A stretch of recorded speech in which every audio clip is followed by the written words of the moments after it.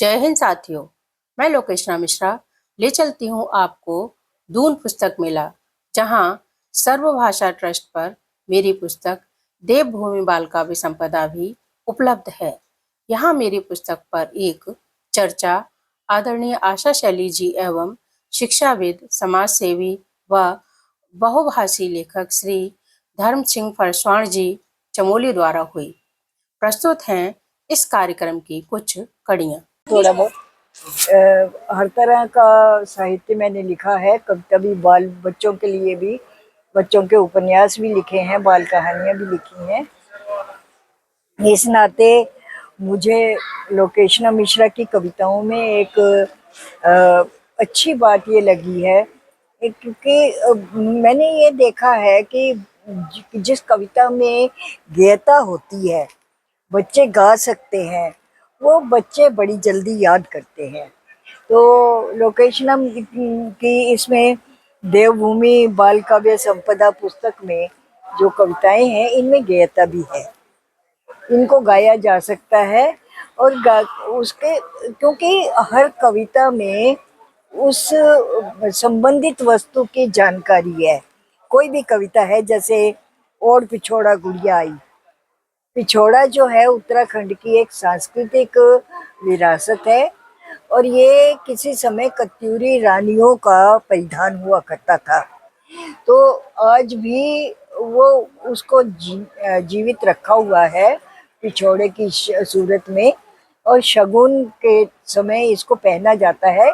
लेकिन लोकेशना ने उसमें कविता में ये बताया है कि वो तैयार कैसे होता है, उसमें रंग कैसे डाले जाते हैं, क्या लिखा जाता है, क्या प्रयोग किया जाता है। इस तरह से और भी हैं, जैसे बिच्छू बूटी वाली बात हो, तो बिच्छू बूटी का भी ये है कि बच्चे नाम लेने से ही सोच लेते थे कि अब पिटाई हुई, इसलिए चुपचाप काम करो।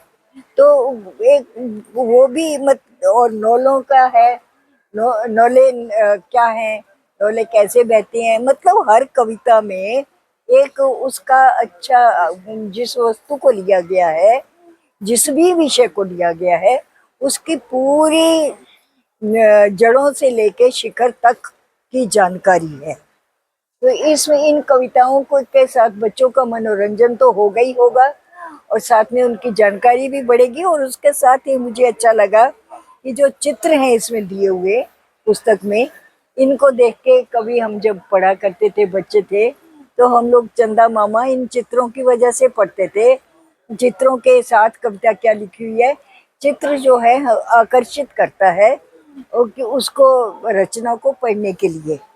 तो उससे वो जब बच्चे गा के पढ़ते हैं तो उनके सामने वो चित्र आ जाता है नायास, तो उनकी रुचि जागती है।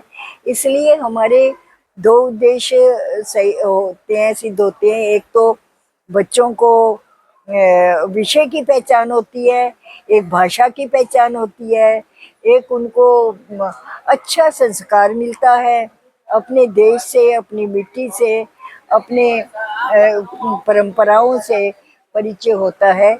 इसी तरह का काम लोकेशना ने किया है, जो बहुत सराहनीय है और आते समय में इसका बहुत मूल्य पड़ेगा, मैं ऐसा समझती हूँ।